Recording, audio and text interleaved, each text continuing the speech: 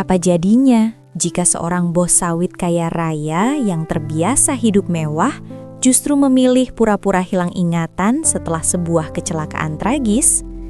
Tanpa identitas, tanpa kekuasaan, ia dirawat oleh seorang gadis miskin di sebuah gubuk reyot yang nyaris roboh.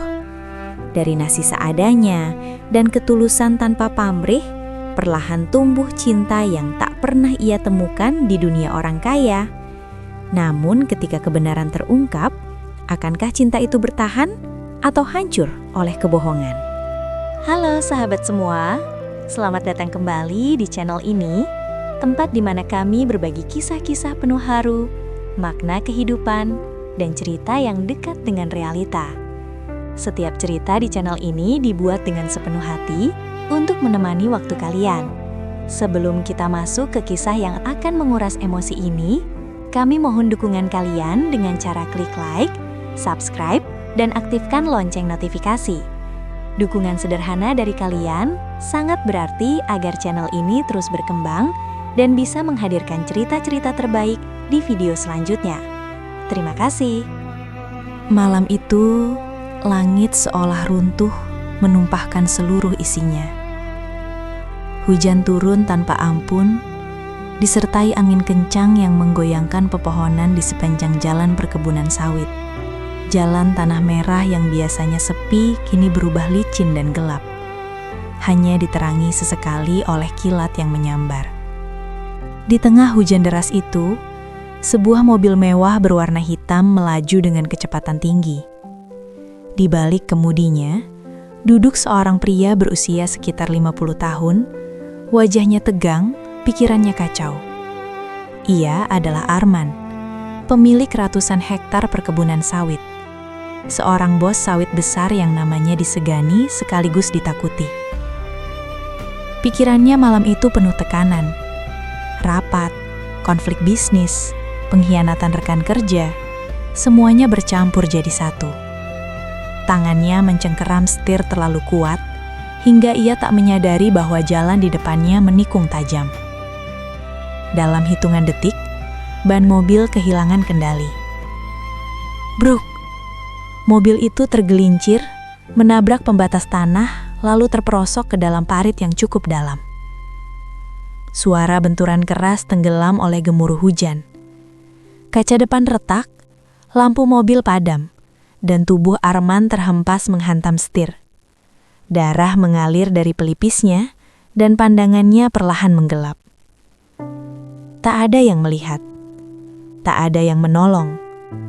Jalan perkebunan itu memang jarang dilewati orang, apalagi di malam hujan seperti ini. Arman tergeletak tak sadarkan diri, antara hidup dan mati di dalam mobil yang mulai kemasukan air. Beberapa ratus meter dari lokasi kecelakaan, seorang gadis muda berjalan tertatih sambil memeluk ikatan kayu bakar. Namanya Sari, gadis miskin yang hidup sebatang kara sejak orang tuanya meninggal. Ia tinggal di sebuah gubuk reyot di pinggir hutan, beratapkan seng bocor dan berdinding papan lapuk. Malam itu Sari terpaksa pulang larut karena hujan membuatnya lama mencari kayu kering. Pakaiannya basah kuyup, tubuhnya menggigil, tapi ia tetap melangkah. Baginya, kayu bakar berarti makan esok hari. Tiba-tiba, kilat menyambar, menerangi sesaat jalan di depannya. Disitulah Sari melihat sesuatu yang janggal. Sebuah mobil terperosok ke dalam parit. Jantungnya berdegup kencang. Rasa takut langsung menyergap. Namun, langkahnya terhenti. "Mobil siapa itu?" gumamnya pelan. Sari mendekat perlahan, melawan rasa takutnya sendiri. Saat ia mengintip ke dalam mobil, matanya membelalak. Ia melihat seorang pria bersimbah darah, tak bergerak. "Pak! Pak!" teriaknya panik sambil mengetuk kaca. Tak ada jawaban. Hujan semakin deras, seakan waktu terus mendesak. Sari tahu ia tak punya ponsel, tak punya kendaraan, dan tak ada siapapun yang bisa ia panggil. Tapi ia juga tahu, jika dibiarkan, pria ini bisa mati. Dengan air mata bercampur hujan, Sari membuka pintu mobil yang penyok. Bau bensin dan darah menyengat hidungnya. Dengan tenaga seadanya, ia berusaha menyeret tubuh Arman menjauh dari mobil. Tubuh Arman jauh lebih besar dan berat darinya. Namun entah dari mana kekuatan itu muncul. "Ya Tuhan, tolong aku," bisiknya terisak. Perlahan, sentimeter demi sentimeter, Sari berhasil menyeret Arman menjauh dari mobil. Ia memutuskan membawa pria itu ke gubuknya, satu-satunya tempat berteduh yang ia punya. Perjalanan itu terasa sangat panjang. Kaki Sari terperosok lumpur, tangannya gemetar kelelahan. Tapi ia tak berhenti. Dalam hatinya hanya ada satu tekad, menyelamatkan nyawa orang ini. Sesampainya di gubuk reot itu, Sari membaringkan Arman di atas tikar lusuh, membersihkan darah di wajahnya dengan kain tua, menyalakan lampu minyak dan berdoa tanpa henti. Ia tak tahu siapa pria ini. Ia tak tahu bahwa pria yang kini terbaring lemah di gubuknya adalah seorang bos sawit kaya raya. Malam itu, di tengah hujan dan kesederhanaan, dua dunia yang sangat berbeda dipertemukan oleh takdir. Dan tanpa disadari, kisah besar itu baru saja dimulai. Pagi menjelang dengan cahaya pucat yang menembus celah-celah papan gubuk. Hujan telah reda, menyisakan bau tanah basah dan udara dingin yang menusuk tulang. Di dalam gubuk reot itu, Arman terbaring lemah di atas tikar lusuh. Tubuhnya masih terasa nyeri di setiap sudut. Kelopak matanya perlahan terbuka. Pandangannya buram. Ia melihat atap seng berkarat, dinding kayu lapuk, dan sebuah lampu minyak yang hampir padam. Bukan kamar rumah sakit, bukan pula kamar mewah di rumah besarnya. Kemana aku? Batinnya. Ingatan tentang kecelakaan semalam masih utuh di kepalanya.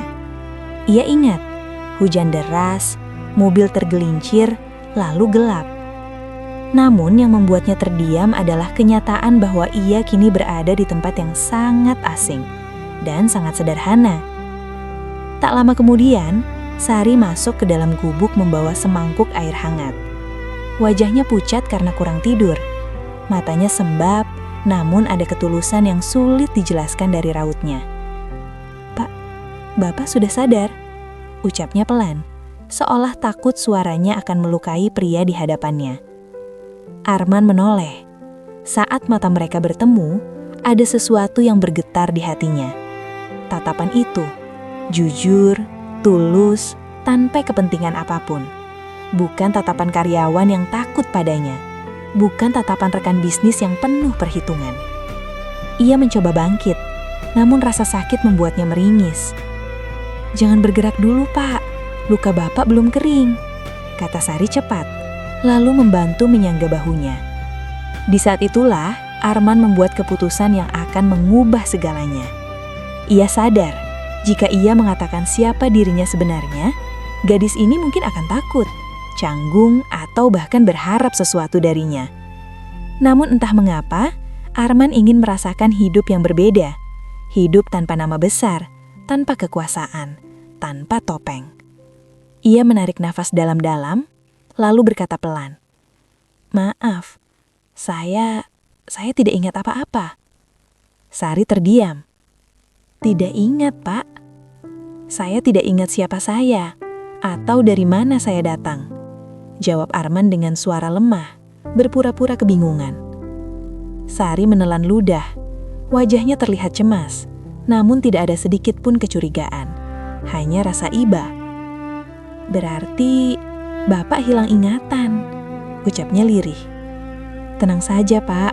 Bapak aman di sini." Kata-kata sederhana itu menghantam hati Arman lebih keras dari benturan mobil semalam. Hari-hari berikutnya, Arman menjalani peran sebagai pria tanpa masa lalu.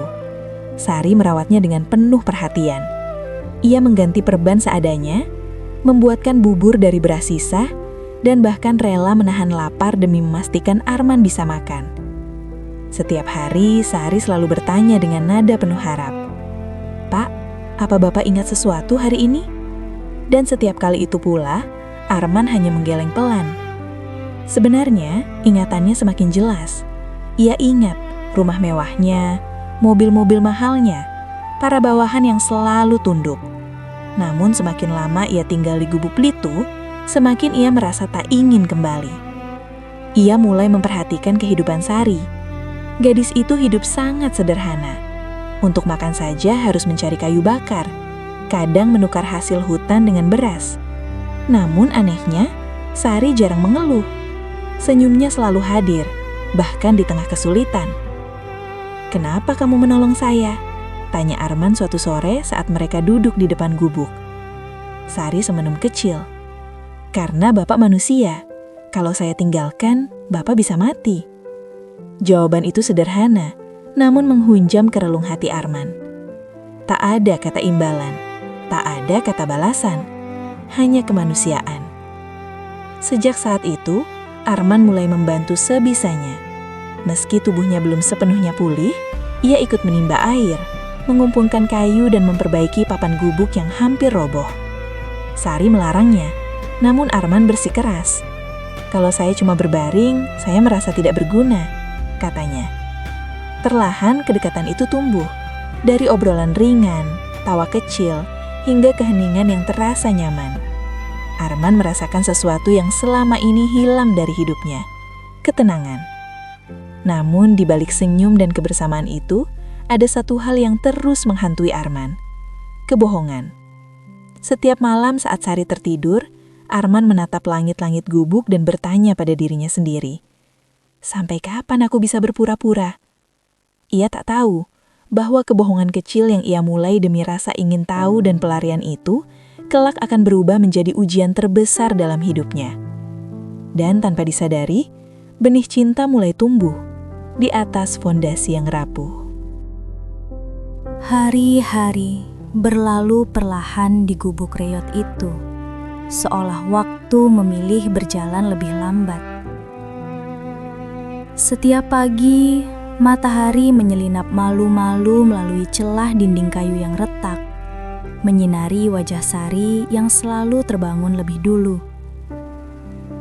Ia menyiapkan air panas di atas tungku kecil, sementara Arman terbangun dengan rasa hangat yang asing.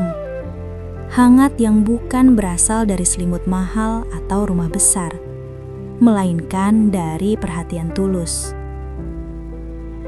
Sari tak pernah sekalipun mengeluh, padahal hidupnya berat. Kadang hanya ada nasi putih dan garam. Kadang bahkan hanya air hangat untuk menahan lapar.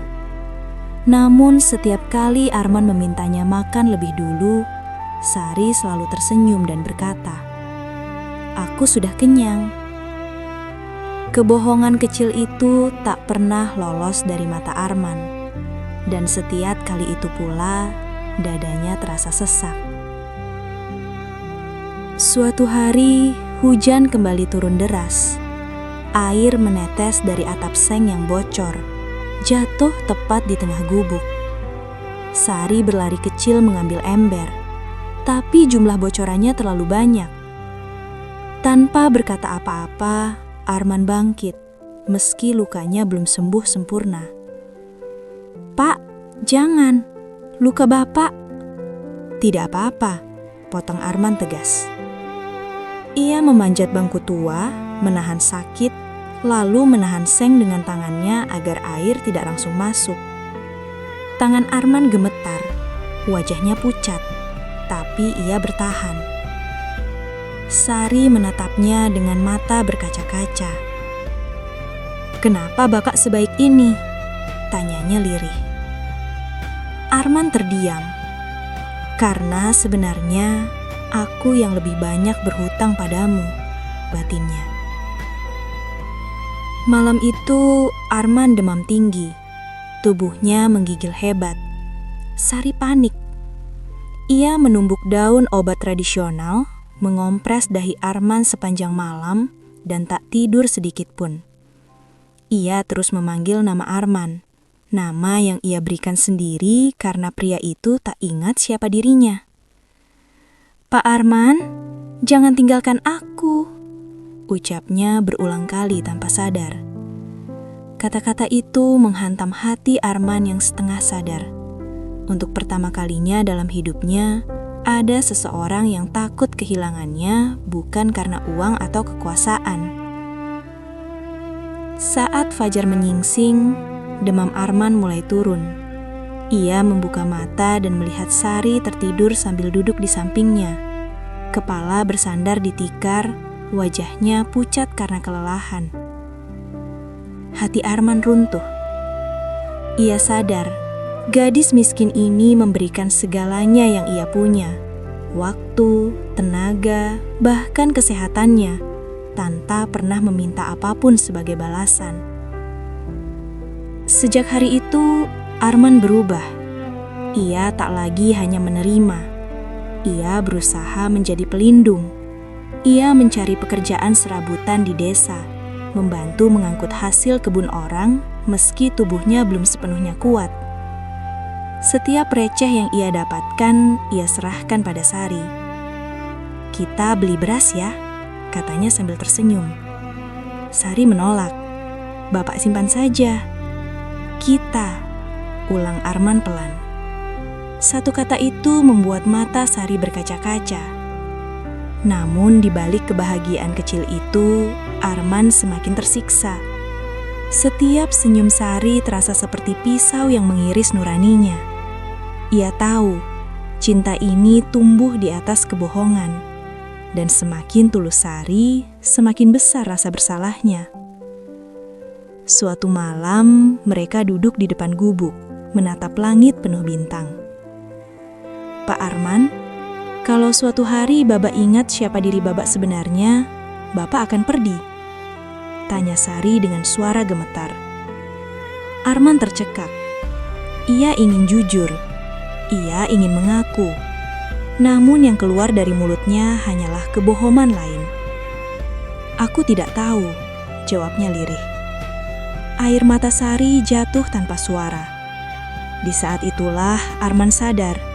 Ia telah jatuh cinta sepenuhnya, bukan pada kecantikan, bukan pada kelembutan semata, melainkan pada ketulusan yang lahir dari penderitaan. Namun, ia juga sadar, cinta ini tak akan selamat jika kebenaran suatu hari terungkap. Dan takdir diam-diam sedang menyiapkan luka yang jauh lebih besar. Pagi itu datang dengan firasat yang tak biasa. Angin bertiup lebih kencang dari biasanya, menggoyangkan pepohonan di sekitar gubuk reyot. Sari terbangun dengan perasaan gelisah yang sulit dijelaskan. Dadanya terasa sesak, seolah ada sesuatu yang akan runtuh hari itu. Arman berdiri di luar gubuk, menatap jauh ke arah jalan tanah merah yang membelah perkebunan. Sejak subuh hatinya tak tenang. Mimpi semalam terus terbayang. Dirinya berdiri di antara dua dunia, satu penuh kemewahan, satu penuh ketulusan. Dan di tengahnya, Sari menangis memanggil namanya. Tiba-tiba, suara deru mobil memecah kesunyian. 1, lalu 2, kemudian 3 mobil hitam berhenti tak jauh dari gubuk. Sari terkejut. Seumur hidupnya, belum pernah ada mobil semewah itu datang ke tempatnya. Beberapa pria berpakaian rapi turun tergesa. Wajah mereka panik, relega, dan tak percaya. "Pak Arman? Benar Pak Arman? Syukurlah." Sari membeku. Arman menoleh perlahan. Wajahnya pucat. Ia tahu akhirnya tiba. "Pak Arman, kami mencari Bapak kemana-mana. Perusahaan kacau. Keluarga Bapak panik," ujar salah satu pria sambil menunduk hormat. Setiap kata itu seperti petir bagi Sari. "Pak Arman? Perusahaan? Mencari?" Dunia Sari seakan runtuh seketika. "Arman, apa maksud mereka?" tanyanya dengan suara bergetar. Arman membuka mulut, namun tak ada kata yang keluar. Untuk pertama kalinya sejak kecelakaan, Ia benar-benar kehilangan kendali. Seorang pria lain maju dan berkata tanpa sadar, "Pak Arman ini pemilik perkebunan sawit terbesar di daerah ini, Nona." Hening. Sari menatap Arman. Matanya berkaca-kaca, bibirnya gemetar menahan tangis. "Jadi, selama ini Bapak bohong?" Arman berlutut di hadapannya. "Aku ingat, sejak awal. Aku hanya ingin hidup sebentar sebagai orang biasa." Tangis Sari pecah. "Orang biasa?" Suaranya meninggi. "Jadi, rasa kasihan saya, air mata saya, semua ini cuma permainan?" Ia mundur selangkah, seolah Arman adalah orang asing. "Aku tidak pernah berniat menyakitimu," kata Arman putus asa. "Tapi, aku jatuh cinta padamu." "Cukup," teriak Sari. "Cinta yang lahir dari kebohongan bukan cinta, itu penghinaan." Para pria itu terdiam, tak satu pun berani bicara. Sari masuk ke gubuk, mengemasi barang-barang Arman dengan tangan gemetar. Setiap kain yang ia lipat adalah kenangan yang kini berubah jadi luka. "Pergi," katanya singkat sambil menyerahkan tas. "Kembali ke dunia Bapak." Arman memandangnya dengan mata merah. "Kalau aku pergi, aku akan kehilanganmu." Sari tersenyum pahit. "Sejak awal, aku sudah kehilangan." Dengan langkah berat, Arman masuk ke mobil mewah itu. Saat pintu tertutup, hatinya seakan terikat di gubuk reot itu. Tempat ia menemukan cinta paling tulus, sekaligus melakukan kebohongan terbesarnya. Mobil-mobil itu pergi, meninggalkan debu dan keheningan. Sari terduduk di tanah, menangis tanpa suara. Sementara Arman menatap keluar jendela, menyadari satu hal yang menghantamnya keras. Untuk pertama kalinya dalam hidup, uangnya tak mampu memperbaiki kesalahan. Dan di kejauhan, takdir belum selesai mempermainkan mereka. Mobil-mobil mewah itu melaju meninggalkan gubuk reot. Namun hati Arman tertinggal di sana. Di dalam mobil, ia duduk terpaku, menatap kosong keluar jendela. Deretan pohon sawit yang dulu terasa seperti simbol kejayaannya, kini tampak asing dan dingin. Tak ada satupun yang terasa berarti. Sesampainya di rumah besar nan megah, Arman disambut dengan hiruk-pikuk kepanikan. Keluarga, manajer, dan pengawal mengerubunginya. Semua bersyukur ia selamat. Namun tak seorang pun tahu bahwa jiwanya justru terluka parah. Malam itu, Arman berdiri di balkon rumahnya yang luas, memandangi lampu-lampu kota. Dulu, pemandangan ini selalu memberinya rasa bangga. Kini, yang ia rasakan hanya kehampaan. Ia teringat nasi putih dan garam di gubuk reot itu. Teringat senyum Sari yang tulus, dan tangisnya saat kebenaran terungkap. Apa gunanya semua ini, kalau aku kehilangan dia? Gumamnya lirih. Hari-hari berikutnya, Arman kembali memimpin perusahaan. Namun, sikapnya berubah drastis. Ia menjadi lebih pendiam, lebih manusiawi. Ia tak lagi memarahi karyawan, tak lagi memikirkan keuntungan semata. Hatinya telah disentuh oleh kehidupan yang selama ini tak pernah ia pahami. Namun, satu hal tak pernah berubah, rasa penyesalan. Hingga suatu hari, Arman membuat keputusan yang mengejutkan semua orang.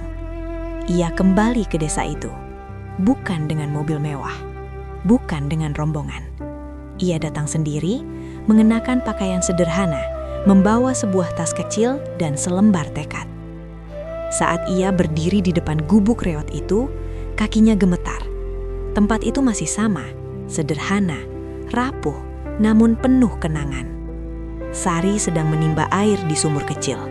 Saat ia menoleh dan melihat Arman, wajahnya seketika menegang. "Kenapa Bapak kembali?" tanyanya dingin. Arman berlutut di hadapannya, tanpa peduli tanah kotor membasahi celananya. "Aku datang bukan sebagai bos sawit. katanya dengan suara bergetar. Aku datang sebagai pria yang telah menyakitimu dan ingin menebus kesalahannya. Ia mengaku semuanya, tentang kebohongan, tentang ketakutannya kehilangan ketulusan, tentang cintanya yang tumbuh tanpa ia perencanakan. Aku tidak minta kamu percaya lagi. Aku hanya ingin kamu tahu, aku belajar jadi manusia karena kamu. Sari terdiam lama. Air matanya jatuh perlahan. Luka itu belum sembuh, namun ketulusan Arman kali ini berbeda. Tak ada kekuasaan, tak ada janji kosong. Aku tidak butuh hartamu, ucap Sari akhirnya. Aku hanya ingin kejujuran. Arman mengangguk. Mulai hari ini, tidak ada lagi kebohongan. Waktu berlalu, Arman membuktikan ucapannya. Ia membangun rumah layak untuk Sari, bukan istana. Hanya rumah sederhana. Ia membuka lapangan kerja bagi warga desa, membangun sekolah kecil dan memperbaiki jalan. Semua ia lakukan tanpa pamer, tanpa sorotan. Perlahan, kepercayaan itu tumbuh kembali. Dan di suatu sore yang tenang, di depan rumah sederhana itu, Arman menggenggam tangan Sari. Terima kasih, karena telah menyelamatkan hidupku. Bukan hanya tubuhku, tapi hatiku. Sari senyum, untuk pertama kali tanpa ragu. Cinta mereka tak lahir dari kekayaan, melainkan dari penyesalan, ketulusan, dan perubahan. Dari kisah ini, kita belajar bahwa cinta sejati tidak pernah memandang harta, jabatan, atau kekuasaan. Ketulusan yang lahir dari hati yang sederhana justru mampu mengubah seseorang yang hidup dalam kemewahan, namun kosong makna. Kebohongan sekecil apapun, jika menyentuh perasaan orang lain, akan meninggalkan luka yang dalam. Namun kejujuran, penyesalan, dan perubahan yang nyata mampu membuka kembali pintu maaf. Semoga cerita ini mengingatkan kita untuk selalu menjadi manusia yang rendah hati, jujur, dan menghargai ketulusan orang lain. Jangan pernah mempermainkan perasaan, karena hati yang tulus adalah amanah yang sangat berharga. Terima kasih telah menyimak cerita ini sampai akhir.